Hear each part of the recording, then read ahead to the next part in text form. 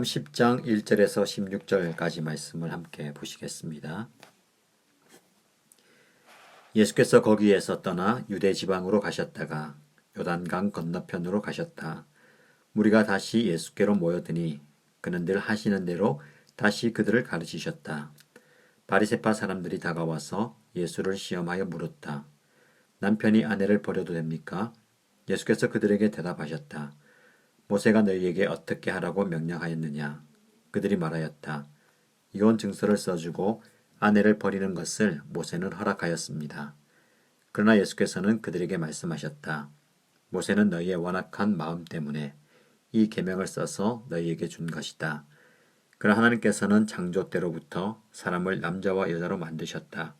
그러므로 남자는 부모를 떠나서 자기 아내와 합하여 둘이 한 몸이 된다. 따라서 그들은 이제 둘이 아니라 한 몸이다. 그러므로 하나님이 짝지어 주신 것을 사람이 갈라놓아서는 안 된다. 집에 들어갔을 때에 제자들이 이 말씀을 두고 물었다. 예수께서 그들에게 말씀하셨다.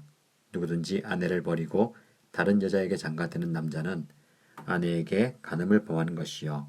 또 아내가 남편을 버리고 다른 남자와 결혼하면 그 여자는 간음하는 것이다. 사람들이 어린이들을 예수께 데리고 와서 쓰다듬어 주시기를 바랐다. 그런데 제자들이 그들을 꾸짖었다. 그러나 예수께서는 이것을 보시고 노하셔서 제자들에게 말씀하셨다. 어린이들이 내게 오는 것을 허락하고 막지 말아라. 하나님 나라는 이런 사람들의 것이다. 내가 진정으로 너희에게 말한다. 누구든지 어린이와 같이 하나님 나라를 받아들이지 않는 사람은 거기에 들어가지 못할 것이다. 그리고 예수께서는 어린이들을 껴안으시고 그들에게 손을 얹어서 축복하여 주셨다. 오늘 우리가 읽은 본문의 말씀을 중심으로 약자를 보는 하나님 나라의 관점이라는 제목으로 하나님의 말씀을 전하겠습니다. 오늘의 본문은 두 가지 이야기가 나옵니다. 1절에서 12절까지는 바리새인들이 예수님을 시험하기 위해서 이혼의 문제를 제기하고 논쟁을 하는 장면입니다. 두 번째 부분은 13절에서 16절까지로 예수님께서 축복을 받고자 나온 어린아이들을 따뜻하게 받아주시는 장면입니다. 하나님께서는 이 세상을 창조하시고 가장 먼저 가정이라는 공동체를 만드셨습니다. 이 가정 공동체는 죄가 세상에 들어와 인간이 타락하기 전에 하나님께서 만드신 가장 신선한 관계이고 공동체입니다. 이 부부의 혼인 관계는 부모와 자녀와의 관계 그보다 우선하고 신성합니다. 한 남자가 한 여자를 만나서 서로 합하여 하나가 되고 이 하나가 된 가정 그것을 사람이 나눌 수 없다는 것이 창조의 질서입니다. 하나님께서는 남편과 아내가 한 사람이 되게 하는 것이 신성한 목적이기 때문에 남편과 아내는 서로가 자신의 반쪽임을 알고 아끼고 따뜻하고 친절한 마음으로 함께 살아야 합니다.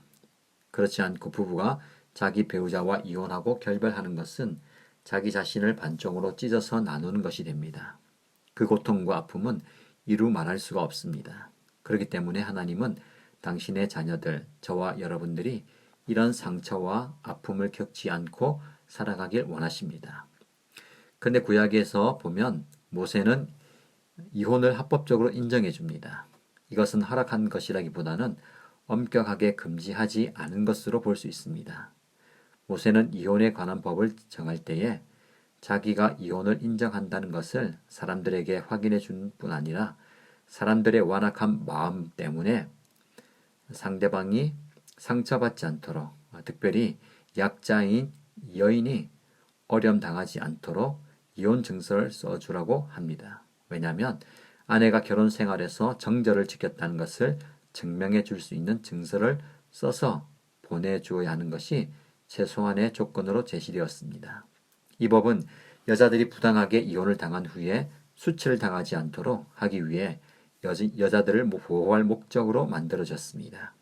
이것은 하나님의 창조의 질서에 어긋나지만 사람들의 연약함과 죄악된 모습을 알기 때문에 인정해 주었습니다. 그런데 바리새인들은 이런 민감하고 까다로운 율법의 조항을 가지고 예수님께 시험하기 위해서 질문하였습니다.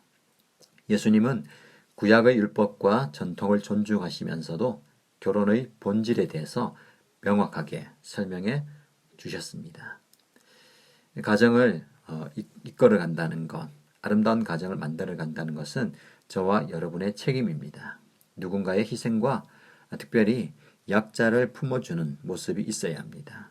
오늘 본문의 말씀에 나와 있는 것은 핵심은 가정은 하나님께서 만드신 아름다운 공동체이고 이 아름다운 공동체 안에서 사랑이 흘러가야 됨을 말씀하는 것입니다.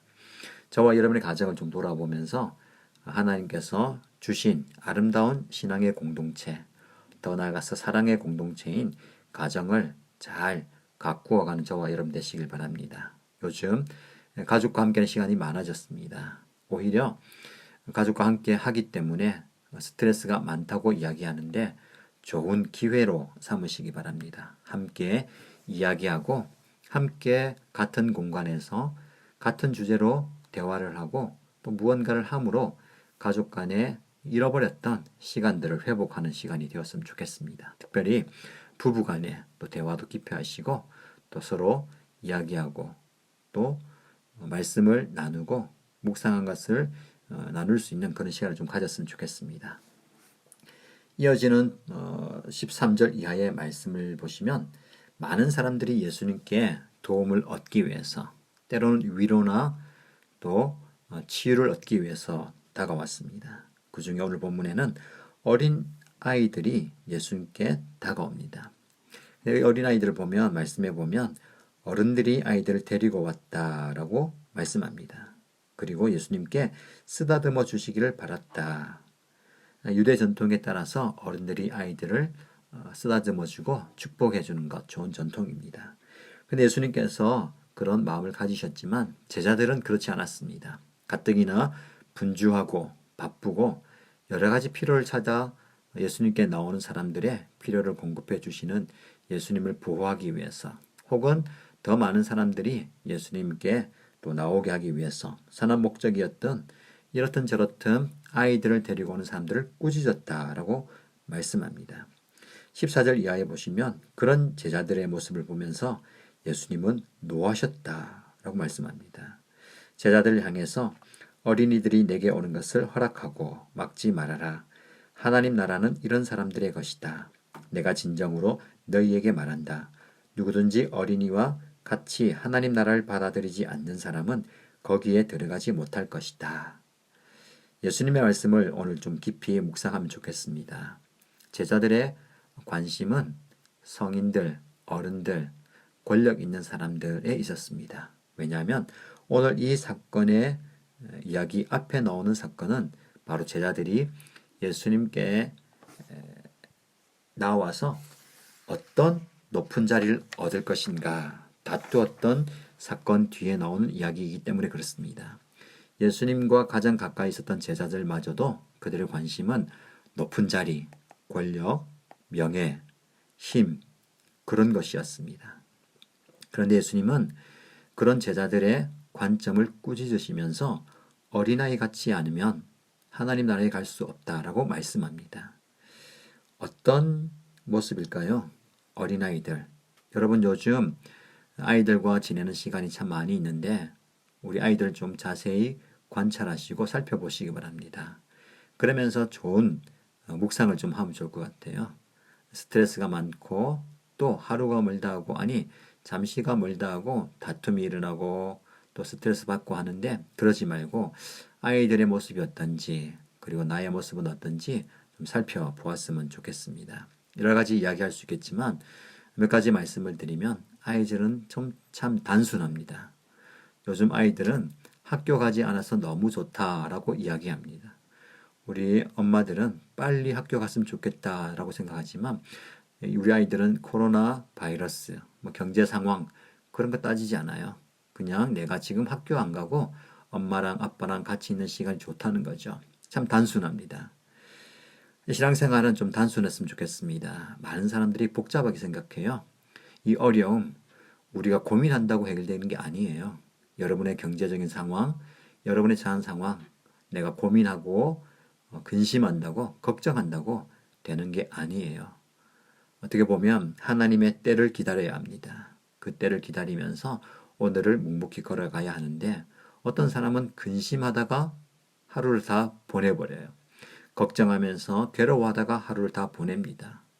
그런데 아이들은 그렇지 않아요. 나중은 잘 모릅니다. 지금 단순하게 좋아요, 웃고 즐기고 조금 전에 혼났다 하더라도 울다가도 또 금방 하하 그리고 그러는 게 어린아이의 모습인 것 같아요. 우리도 좀 그랬으면 좋겠습니다.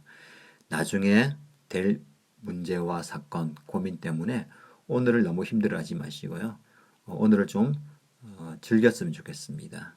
즐긴다는 말씀이 조금 어려울 수 있는데 오늘 내가 감사하면서 오늘 나에게 주신 모든 상황을 기쁨으로 좀 받아들였으면 좋겠습니다. 힘들죠? 어렵죠? 괴롭죠? 그러나 그것 잠시 내려놓고 다른 시각으로 좀 보았으면 좋겠습니다. 가족과 함께 할 수 있네. 또 대화하는 시간이 많아지네. 성경을 읽고 묵상하고 기도할 수 있는 시간이 많아지네. 그런 측면을 보면서 감사하시고 그렇게 생활하면 좋겠습니다. 어린아이들은 단순할 뿐만 아니라 굉장히 순종적입니다. 여기서 순종한다는 것은 부모님 말씀에 예 한다는 게 아니라 어른의 팔에 이끌어준 대로 따라간다는 말씀입니다. 오늘 본문의 말씀도 사람들이 어린이들을 예수께 데리고 와서 축복해 주시길 바랬다라고 이야기합니다. 여러분 어른들에게 이거 하라 저거 하라 하면 잘 안 합니다. 하기가 어려워요.